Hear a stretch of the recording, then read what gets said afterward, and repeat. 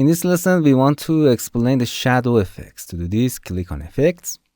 Here is all the effects that you can use.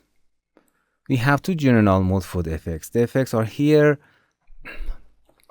for when the photo was captured or imported in the software and then apply, and can be changed at any time.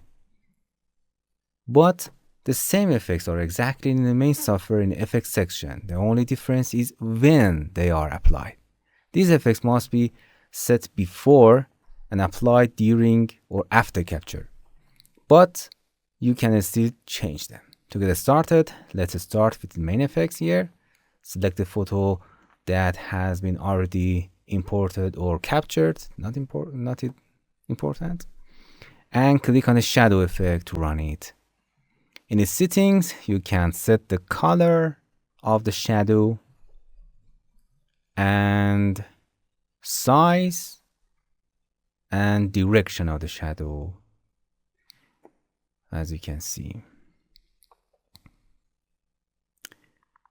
If you want to apply this effect, click on Apply. If you want to use this effect many times and easily, you can by hitting this button to add this effect to Quick Effects.